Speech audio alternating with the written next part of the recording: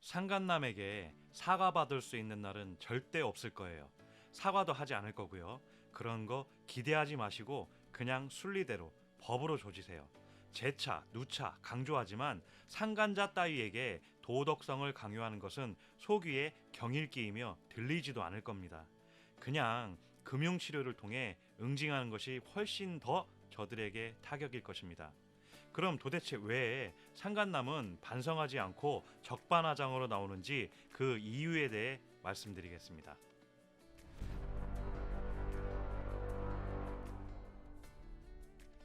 안녕하세요. 날개입니다. 오늘은 아내 바람의 경우 불륜 대상자는 상간남이겠죠. 왜 저것들은 사과조차 하지 않고 오히려 적반하장인 이유에 대해서 제 소신을 말씀드리고자 합니다. 제가 겪어보기도 했고 몇 년 동안 아내 바람의 케이스에 대해 경험해보니 대체적으로 상간남들은 악질이더라고요. 물론 남자라서 더 악질이거나 하지 않고요. 보통 상간자 소송을 하면 상간녀든 상간남이든 모두 적반하장이기는 한데 상간남이 보이는 특징이 도대체 누가 내 와이프의 남편인지 모르겠다는 거예요. 마치 상간남 지가 남편이고 내가 무슨 강도나 된 것처럼 백마탄 왕자 노릇을 하며 조롱하고 심지어 상간자 소송을 했음에도 폭력이나 욕짓거리를 한다는 것이죠. 왜 이럴까요? 이거 미친 거 아닌가요? 도대체 왜 이럴까요? 그 해답은 내 아내에게 있습니다. 아내 바람에 보이는 특성 중 하나가 열이면 열, 아주 심각할 정도로 남편의 험담을 하고 다닌다는 것입니다. 상간남에게만 하냐? 그렇지 않고요. 아내의 지인, 심지어 처가 악독한 경우 아이가 다니는 어린이집 선생님까지 입에 담지 못할 험담을 하고 다닙니다. 그렇다고 남편 바람의 경우 안 하는 것은 아니지만 대체적으로 보면 아내 바람의 경우가 험담의 지나침이 더 심한 것 같습니다. 이게 일종의 가스라이팅이기도 하면서 세뇌인 거예요. 상간남에게 얼마나 많은 호박씨를 깎겠어요. 그런 험담을 들은 상간남은 처음에는 그냥 그러려니 하겠죠. 근데 이걸 아주 자주 들어요. 그럼 상간남이 머리에 각인이 됩니다. 나는 저놈보다 우월한 사람이다. 여기서 저놈은 저이겠죠. 나는 내 애인을 지켜야 한다. 저런 놈의 와이프라는 게 너무 아깝다. 이런 말도 안 되는 생각을 가진단 말이에요. 그러니 남편분들이 얼마나 우습고 하찮게 보이겠어요. 이렇게 상간남의 기세가 등등한데 찾아가서 매너 있게 좋은 말로 이 사람은 유부녀고 나의 아내이다. 다시는 만나지 말아달라 말하면 상간남이 어떻게 생각할까요? 지 마누라도 못 지키는 찌질한 게 와서 주접더네 이렇게 생각할 겁니다. 여러 말 할 거 없어요. 상간남은 그냥 법으로 해결하시면 됩니다. 상간자 소송 하셔서 법으로 조지시면 됩니다. 세상 남녀를 떠나서 돈 앞에는 장사 없어요. 그리고 상간남이 백수의 쓰레기 같은 놈이 아니고 버젓이 직장이 있고 가정이 있다면 법의 테두리 안에서 정당하게 알리면 됩니다. 부동산 가압류 해서 그쪽 집구석 배우자가 알게 하거나 부동산 없어? 그럼 직장 알아내서 급여 가압류 하셔서 직장에서 개망신 당하게 하면 돼요. 어차피 상간남들 사과 없을 것이고 적반하장일 거예요. 사과하지도 않을 놈들 찾아가서 말해봤자 입만 아파요. 이게 좀 웃긴 게 상간남이 잃을 게 많은 부류의 사람이면 더욱 타격이 커요. 공무원이나 요 근래에는 공무원 중에서도 고위직이 많더라고요. 선생이나 좀 대기업이어서 직장 내 품위 유지 의무나 윤리 강령이 있는 곳이면 가차없이 급여 가압류가 완전 잘 먹힐 겁니다. 네가 나를 아프게 한 만큼 아주 지혜롭게 법이 허용하는 테두리에서 엿먹이는 거 아주 많습니다. 이런 거 하고 싶으면 상간자 소송을 하셔야 합니다. 그래서 아내든 남편이든 바람나면 내가 당한 것만큼 돌려주기에 상간자 소송만 한 것이 없는 거예요. 상간자 소송이라는 게 우리 같은 원고는 확실한 증거를 가지고 시작합니다.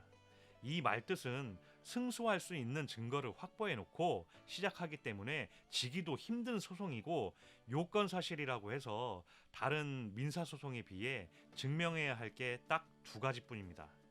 첫째, 유부남 또는 유부녀인지 이미 알고도 교제한 증거, 둘째, 일반적이지 않은 애정 행각 행위, 이 두 가지를 확보해 놓고 소송을 시작하기 때문에 우리 같은 입장에서는 이거 분명 질 거 뻔한 놈이 왜 이따위로 나오지? 생각하실 수 있어요.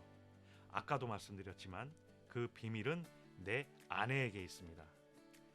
아내가 베갯머리 송사를 나하고만 했어야 하는데 상간놈하고 하면서 얼마나 제 험담을 했고 찌질이라고 말했겠어요? 그러니 빼도 박도 못하는 증거 앞에서도 미쳐서 지가 남편인 것 마냥 행동하고 저희는 불안당 같은 놈인 거예요. 그리고 소송 중에도 만난다면 어떨 것 같아요? 상간남도 소장 받으면 일단 당황할 거예요.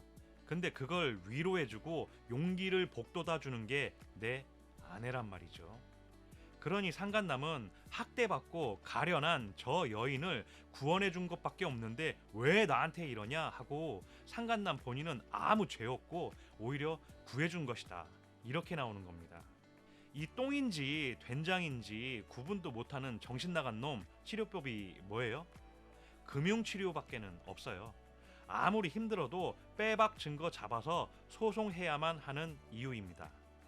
그리고 상간자 소송하셔서 판결문 받았다면 여태 내 아내가 상간남에게 했던 말이 모순이 되어버려요. 상간남 서면 저는 안 받아봐도 비디오인데 보통은 이미 파탄난 가정이었고 남편과 시부모에게 극심한 학대를 받고 있었다. 그러니 이미 파탄나 있었기 때문에 자기는 불륜이 아니다 라고 나올 겁니다. 이거 상간자 협회가 있는지 다 똑같아요. 이렇게 서면이 올 거란 말이죠. 그럼 그거 반박하려고 우리도 증거 자료 내죠. 우리는 파탄나지 않았다라는 증거는 널리고 널렸어요. SNS나 핸드폰 갤러리만 뒤져봐도 아이들이랑 같이 여행 간 거, 맛있는 거 먹으러 간 거, 이런 파탄나지 않았다는 증거가 너무나도 많아서 뭘 내야 할지 고민할 정도란 말이죠.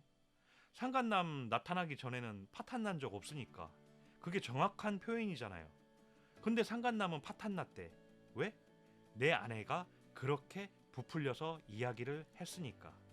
상간남 입장에서는 소송이 진행되면 진행될수록 본인이 주장하는 게 아무리 생각해봐도 먹혀들지 않는 것 같아. 그럼 어떻게 되겠어요? 내 아내를 닥달하겠죠. 니네 집 파탄났다며. 근데 여행도 다니고 잘만 다녔네? 이렇게 싸울 수도 있어요.